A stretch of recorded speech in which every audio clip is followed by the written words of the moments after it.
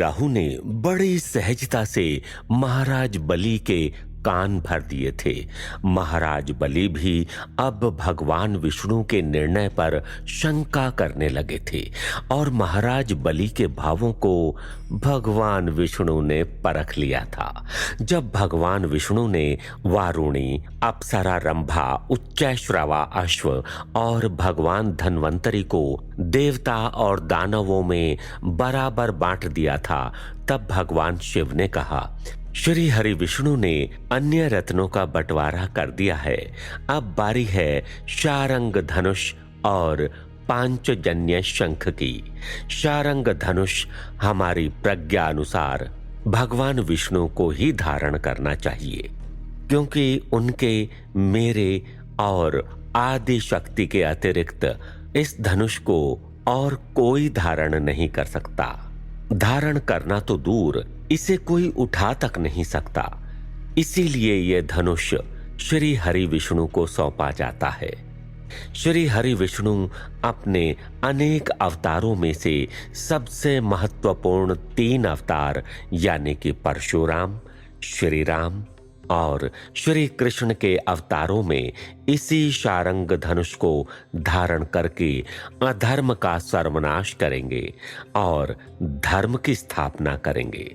ये सुनकर देवर्षि नारद ने कहा, शारंग पाणी भगवान विष्णु की जय।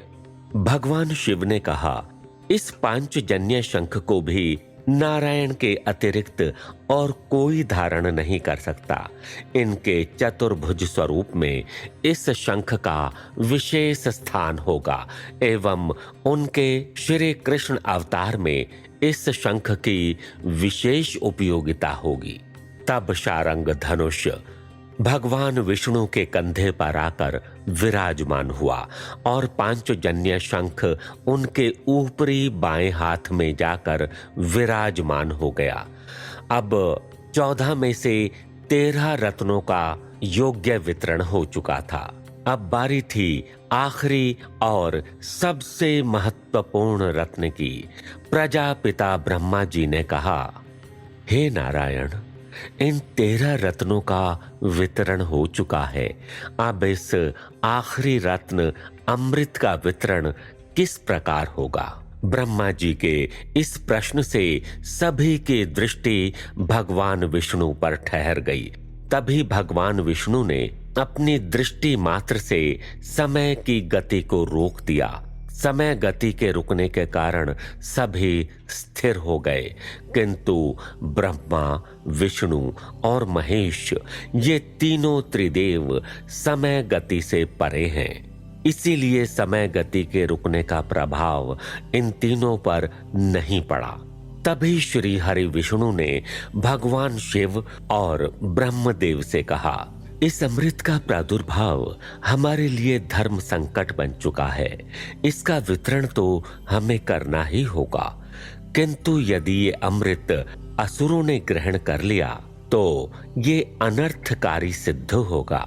यदि इसमें से एक भी असुर ने अमृत ग्रहण कर लिया तो वो भी चिरंजीव हो जाएगा। उसके शरीर में अमृत का वास होने से उसकी होने वाली सभी संतानें भी चिरंजीव होंगी। पीढ़ी दर पीढ़ी जन्म लेते जाएंगे, लेकिन उनमें से मृत्यु किसी की भी नहीं होगी, क्योंकि हर पीढ़ी अपने साथ उस अमृत का एक अंश अपने शरीर में लेकर ही जन्मेगी और वही अंश अनंत पीढ़ियों तक चलता रहेगा और इस तरह संपूर्ण असुर जाति हमेशा हमेशा के लिए अमर हो जाएगी। महाराजा बलि भक्त प्रहलाद के पौत्र एवं महात्मा विरोचन के पुत्र हैं। इनके हृदय में भी धर्म वास करता है महादेव, किंतु इनके बाद आने वाली पीढ़ियों में धर्म का अंश कम होता जाएगा और अधर्म का अंश बढ़ता जाएगा। तब इनके अमर होने से पृथ्वी को केवल कष्ट ही पहुंचेगा। ऐसी स्थिति में इन्हें अमृत पिलाना उचित नहीं होगा। ब्रह्मदेव ने यह सुनकर कहा, आप ठीक कह रहे हैं नारायण। और देवता इस संपूर्ण विश्व को चलाने में अपना अपना योगदान देते हैं। इंद्रदेव सृष्टि में वर्षा प्रदान करते हैं और बिना सूर्य और चंद्रदेव के इस संसार का अस्तित्व ही समाप्त हो जाएगा। अग्नि, वरुण, वायु, यम, वसु इत्यादि सभी देवों की इस सृष्टि को अत्यंत आवश्यकता है। इसीलिए इनका अमृत पीकर चिरंजीव होना अत्यंत अनिवार्य है प्रभु। और रही बात उनके वंश की, तो माता पार्वती के श्राप से किसी भी देवता को कभी अपनी संतान तो हो ही नहीं सकती। माता पार्वती के श्राप से पहले केवल सूर्यदेव और चंद्रदेव को संतान हुई थी। इसके अतिरिक्त किसी भी देवता को कोई संतान नहीं है और होगी भी नहीं। इसीलिए ये अमृत केवल उन तक ही सीमित रहेगा।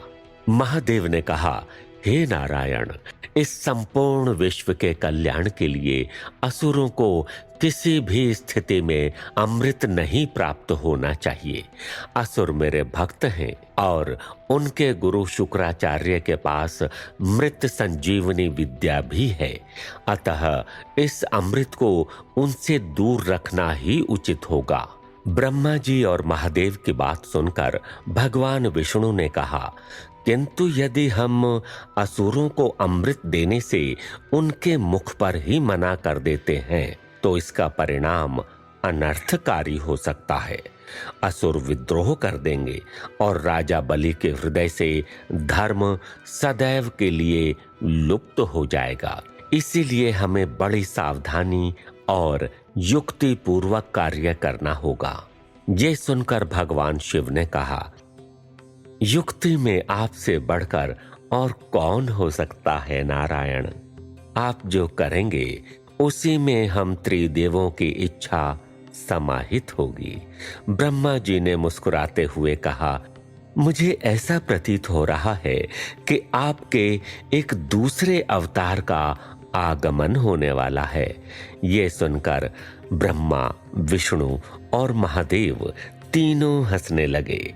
भगवान विष्णु ने फिर से समय की गति को शुरू कर दिया। समय फिर से ब्रह्मा जी के उस प्रश्न से शुरू हुआ, हे नारायण, इन 13 रत्नों का वितरण हो चुका है। अब इस आखिरी रत्न अमृत का वितरण किस प्रकार होगा? देवता और दानव बड़ी उत्सुकता के साथ भगवान विष्णु के उत्तर की प्रतीक्षा कर रहे थे।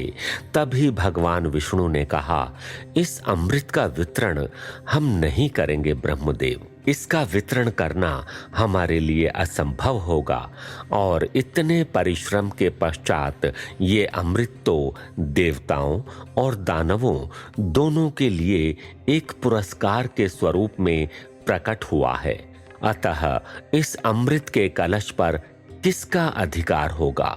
अमृत का पान क्या सिर्फ देवता करेंगे या सिर्फ दानव करेंगे या फिर दोनों मिलकर आधा आधा बांट लेंगे? इसका निर्णय इन दोनों पक्षों को स्वयं ही करना होगा और इस प्रक्रिया में हम त्रिदेवों की यहाँ पर कोई आवश्यकता नहीं है। अतः हम तीनों को अब यहाँ से चलना चाहिए। भगवान विष्णु के मुख से ये वचन सुनकर देवता और दानव दोनों मन ही मन खुश हो गए, क्योंकि अब त्रिदेवों की अनुपस्थिति में वो अपनी मनमानी करने के लिए स्वतंत्र थे। अब देवताओं और दानवों दोनों ने मिलकर त्रिदेवों को हाथ जोड़कर प्रणाम किया और त्रिदेव त्रिदेवियों के साथ वहां से अदृश्य हो गए।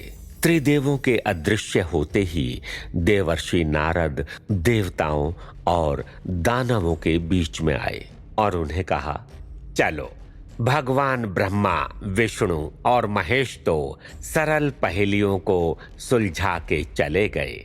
अब कठिन पहेली दोनों पक्षों के लिए छोड़ दी। नारायण नारायण। अब आप लोग इस पहेली को सुलझाएं। मैं चला, नारायण नारायण। ये कहकर नारद जी भी वहां से चले गए। अब परिस्थिति वाकई में काफी गंभीर थी। एक तरफ दानव खड़े थे और एक तरफ देवता, और दोनों के बीच में स्थित है अमृत कुंभ। तभी दैत्यराज बलि ने कहा, इंद्रदेव, इस समुद्र मंथन को हम दोनों ने मिलकर ही संभव किया है। ये कार्य न अकेले आपके लिए संभव था और न केवल हमारे लिए संभव था। अतः उचित और न्याय युक्त यही होगा कि इस कलश में रखे हुए अमृत को हम देव और दैत्य दोनों आधा आधा बांट दें। ये सुनकर इंद्रदेव ने कहा, आपने जो सहयोग दिया है महाराज बलि, वो प्रशंसनीय है, किंतु केवल सहयोग देने के कारण आप अमृत के अधिकारी तो नहीं बन जाते। अमृत पर केवल देवताओं का अधिकार है, असुरों का नहीं। ये सुनकर सभी दैत्य क्रोधित हो गए।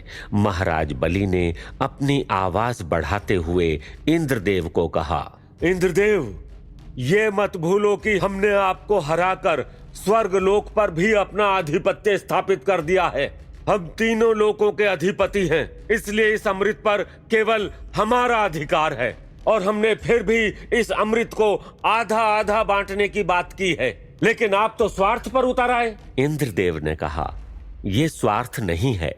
अमृत जैसा पवित्र द्रव्य कभी अधर्मियों के हाथ में नहीं लगना चाहिए। महाराज बलि बोले, अधर्मी कौन है, इसका फैसला आप नहीं कर सकते इंद्रदेव। अवश्य कर सकते हैं। इंद्रदेव ने कहा, जो निर्दोषों की हत्या करे, दूसरों की वस्तुओं को बलपूर्वक अगवा करे, ये सभी अधर्म के लक्षण तो असुरों में ही हैं। ये सुनकर महाराज बलि जोरों से हंसने लगे और उन्होंने कहा, यदि ये बात है तो फिर आपके भी हाथ निर्दोषों के रक्त से सने हुए हैं इंद्रदेव। आप कोई दूध के धुले हुए नहीं हैं। मेरे पिता महाराज विरोचन ने आपका क्या बिगाड़ा था? उनकी क्यों हत्या की आपने? महर्षि त्वष्टा के पुत्र त्रिशरा की हत्या भी आपने की, वो भी तब जब वो साधना कर रहे थे। महाराज वृत्रासुर को अपना मित्र बनाकर उनके पीठ में भी छुरा भोंकने वाले आप ही थे। करंभ दानव की हत्या भी आपने ही मगरमच्छ बनकर की थी, जब वो वरुण देव की तपस्या कर रहे थे। वो सभी निर्दोष थे इंद्रदेव, इसीलिए आप भी हत्यारे हैं और अधर्मी भी। महाराज बलि की ये बात सुनकर इंद्रदेव मौन हो गए, क्योंकि उनके पास महाराजा बलि की बात का कोई जवाब नहीं था। लेकिन फिर भी इंद्रदेव अमृत को असुरों के साथ बांटने के लिए तैयार नहीं थे। उन्होंने तुरंत ही अपनी दिव्य शक्ति द्वारा अमृत कुंभ को अपने हाथों में लिया और आकाश की तरफ छलांग लगाई। ये देखकर महाराज बलि अत्यंत कुपित हुए और उन्होंने भी इंद्रदेव को पकड़ने के लिए आकाश की ओर छलांग लगाई। उनके पीछे सभी देवता और असुर आकाश में उनके पीछे पीछे जाने लगे। महाराज बलि ने अपनी पूरी शक्ति लगाकर इंद्रदेव के हाथ से अमृत कुंभ छीन लिया। उनके अमृत कुंभ छीनते ही चारों ओर हाहाकार मच गया। तभी वायुदेव ने अपनी गति बढ़ाई और महाराज बलि के हाथों से अमृत कुंभ छीन लिया। वायुदेव थोड़ा ही आगे बढ़ पाए, उससे पहले सेनापति राहु ने वायुदेव के हाथ से अमृत कुंभ छीन लिया। देखते ही देखते देवता और असुरों के बीच अमृत कुंभ की छीना झपटी शुरू हो गई। इसी छीना झपटी में अमृत कलश में से अमृत की कुछ बूंदें निकलकर धरती के कुछ स्थानों पर गिरी। वैकुंठ लोक में बैठे भगवान विष्णु ये दृश्य देख रहे थे और अमृत की इन बूंदों को धरती पर गिरते हुए देख उन्होंने माता लक्ष्मी से कहा, देवी, अमृत के बूंदें धरती पर जिन जिन स्थानों पर गिरी हैं, वो स्थान भी शाश्वत हो जाएंगे। ये अमृत की बूंदें 12 वर्षों में 4 बार क्रियान्वित होंगी और तब इस पृथ्वी पर उन स्थानों पर कुंभोत्सव यानी कि कुंभ मेला मनाया जाएगा। ये बूंदें हरिद्वार में गंगा नदी के तट पर, प्रयागराज जहां पर गंगा, यमुना और सरस्वती नदी के संगम स्थल पर, अवंती यानी उज्जैन में स्थित क्षिप्रा नदी के तट पर और त्र्यंबकेश्वर गोदावरी के तट पर गिरी हैं।